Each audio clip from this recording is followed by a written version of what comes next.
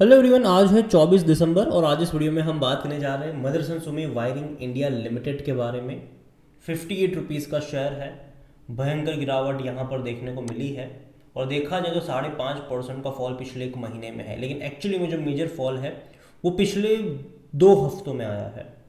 65 रुपये से लगातार ये गिरा है और कहीं पर भी ये रुका नहीं है, सपोर्ट नहीं बना है। अगर आप देखोगे तो मार्केट ने कल भी थोड़ी बहुत ब्रेथ दिखाई थी और आज भी थोड़ी बहुत तेज़ी दिखा रहा है, लेकिन यहाँ पर ये इस कंपनी के शेयर में लगातार गिरावट है। बात करेंगे वीडियो में इसके बारे में, लेकिन उससे पहले अगर आपने अभी तक चैनल को सब्सक्राइब नहीं किया है तो प्लीज़ अभी इसे सब्सक्राइब कर लीजिए, क्योंकि आगे भी बहुत सारे वीडियोज़ हैं जो आपको काफ़ी ज़्यादा हेल्प करेंगे। तो 58 रुपीज़ का शेयर है Motherson Sumi Wiring India Limited का।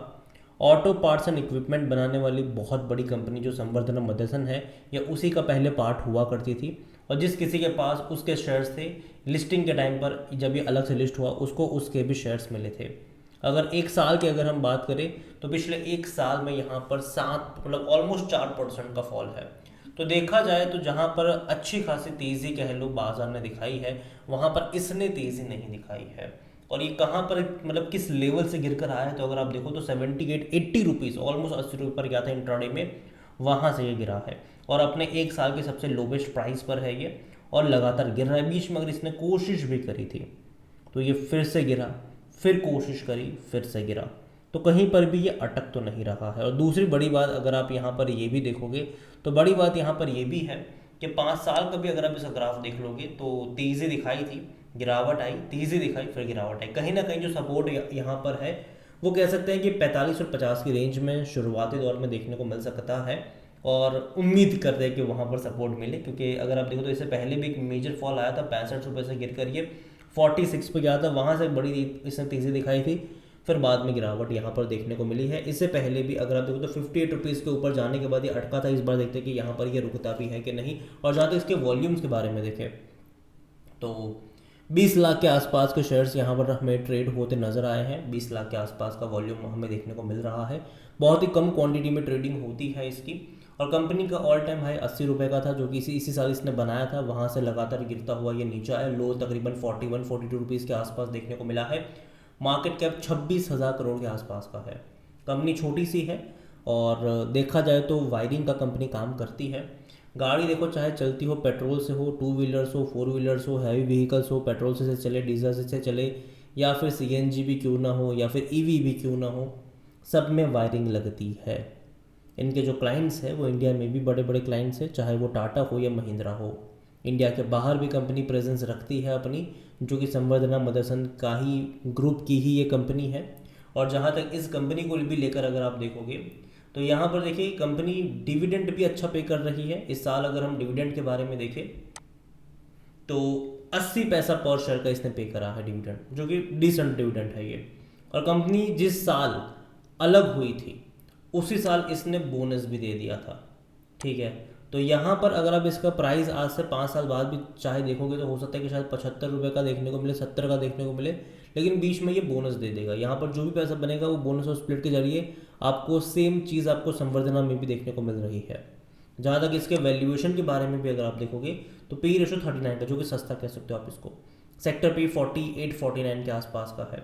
फाइनेंशियल्स भी देखोगे तो लास्ट क्वार्टर के नंबर जो इनके थे वो डिसेंट नंबर थे, हालांकि मैं उतने अच्छे नहीं कहूँगा स्पेसिफिकली प्रॉफिट वाइज, क्योंकि प्रॉफिट पिछले साल इनका 155 करोड़ का था, जो कि घटा है, 150 करोड़ के आसपास का रहा है। लेकिन रेवेन्यू में अच्छी तेज़ी यहाँ पर देखने को मिल रही है। 2330 करोड़ के आसपास का रेवेन्यू रहा, जो कि पिछले साल के मुकाबले मतलब पिछले साल के मुकाबले भी ज़्यादा है, पिछले क्वार्टर के मुकाबले भी ज़्यादा। अब तक का सबसे हाईएस्ट रेवेन्यू था इनका क्वार्टरली अगर आप देखोगे तो रेवेन्यू अच्छे हैं, लेकिन प्रॉफिट उस तरीके से देखने को नहीं मिले, मतलब मार्जिन पर यहाँ पर दबाव बन ज़रूर रहा है। इनके और अच्छे रेवेन्यू प्रॉफिट्स आने वाले क्वार्टर में दिखने चाहिए, तब जाकर चीज़ें बेहतर हो सकती है। तो इनके दिसंबर के भी नंबर सब जब आएंगे देखना इंटरेस्टिंग होगा कि रेवेन्यू वाइज कैसे होते हैं और प्रॉफिट वाइज भी कैसे होते हैं। ओवरऑल अगर आप देखोगे इनके नंबर्स तो मेरे हिसाब से उतने अच्छे नहीं थे लास्ट क्वार्टर में, स्पेसिफिकली प्रॉफिट वाइज, क्योंकि मार्जिन पे दबाव यहाँ पर ज़रूर बना है। मार्जिन पे दबाव यहाँ पर ज़रूर बना है। और जहाँ तक शेयर होल्डिंग के बारे में अगर आप देखोगे तो जो प्रमोटर की होल्डिंग है वो 61.73% का स्टेक यहाँ पर प्रमोटर का देखने को मिल रहा है। 14.39% का स्टेक म्यूचुअल फंड्स का देखने को मिल रहा है। 1.95% का जो स्टेक है वो डोमेस्टिक के पास है। 10.53% का जो स्टेक है वो एफआईज के पास यहाँ पर देखने को मिल रहा है। रिटेल की होल्डिंग 8.26% की, और जो अदर पार्टीज़ है वो 3.14% का स्टेक यहाँ पर लेकर बैठे हैं। तो ओवरऑल शेयर होल्डिंग पैटर्न उतना बुरा नहीं है। इंस्टीट्यूशन भी अच्छी खासी क्वांटिटी में है, चाहे वो म्यूचुअल फंड हो या फिर चाहे वो एफआईज हो। डोमेस्टिक हालांकि कम क्वांटिटी में ज़रूर है, और दूसरी तरफ अगर आप रिटेल की भी बात करोगे तो वो भी अच्छी खासी क्वांटिटी में यहाँ पर देखने को तो मिल ही रहे हैं। ओवरऑल अगर बात करूँ इस कंपनी की, मदरसन सुमी वायरिंग की, तो देखो कंपनी ख़राब नहीं है, लेकिन अगर आप ग्राफ इसका देखोगे तो परफॉर्म लंबे समय से नहीं करा है। जून महीने से अगर आप देखोगे तो लगातार गिरावट है, और सारे सपोर्ट लेवल ये तोड़ चुका है। जो 60 रुपये का इनिशियल सपोर्ट लेवल था वो भी ये तोड़ चुका है।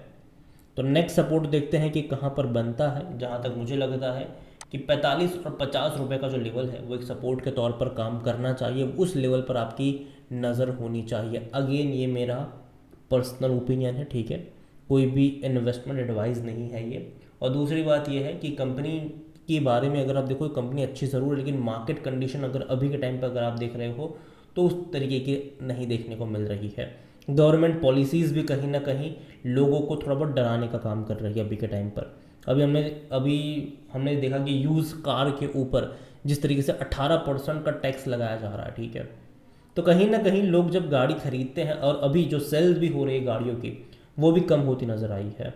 तो ये सारे फैक्टर्स कहीं ना कहीं जो कॉन्फिडेंस होते हैं वो तोड़ते ज़रूर है लोगों का, और जो बिक्री वगैरह होती है गाड़ियों की वो भी थोड़ी बहुत कम होती है। तो कहीं ना कहीं गाड़ियों की बिक्री ज़्यादा होनी ज़रूरी है, और जब तक वो बिक्री अच्छी नहीं होगी यहाँ पर दिक्कतें जारी रहेगी, ये मेरा मानना है।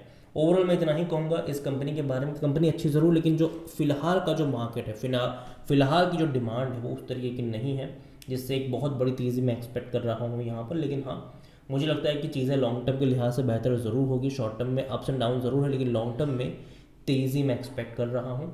और जहाँ तक लेवल मुझे अच्छा लगता है वो 45 और 50 का है। अगेन देखो, ये मेरा पर्सनल ओपिनियन, ठीक है, कोई भी इन्वेस्टमेंट एडवाइस नहीं है ये। वीडियो को यहीं पे एंड करता हूँ। पसंद आया हो तो लाइक करो, शेयर करो, चैनल वगैरह पहली बार है तो प्लीज़ सब्सक्राइब करें। और Motherson Sumi Wiring India Limited के बारे में आप क्या सोचते हैं वो भी आप मुझे कमेंट में लिखकर बता सकते हैं। Thank you. इसके अलावा इसकी जो पेरेंट कंपनी है संवर्धनम मदरसन, अगर आप देखोगे तो 155 रुपये के आसपास ये भी शेयर ट्रेड कर रहा है, और यहाँ पर भी भयंकर गिरावट हमने देखी है पिछले एक साल में। क्योंकि अगर इस कंपनी के बारे में देखोगे तो ये गिरकर आया है 215 रुपये से, 215 रुपये से गिरकर ये भी नीचे आया है। और अगर आप चाहते हैं कि मैं इसके ऊपर भी एक डिटेल वीडियो बनाऊं तो कमेंट में इसका नाम लिखिएगा। जितनी ज़्यादा कमेंट आएगी उतना ही जल्दी वीडियो आएगा। हालांकि इस कंपनी में अभी भी 63% का ग्रोथ ज़रूर है पिछले एक साल में, जबकि अगर मैं मदरसन सुमी वायरिंग की बात करूँ तो यहाँ पर वो ग्रोथ भी नहीं है। तो बात करना इसके बारे में भी बनता है, लेकिन अगर ज़्यादा कमेंट आएगी तो उसके बारे में भी हम बात करेंगे। वीडियो को यहीं पे एंड करूँगा। Thank you.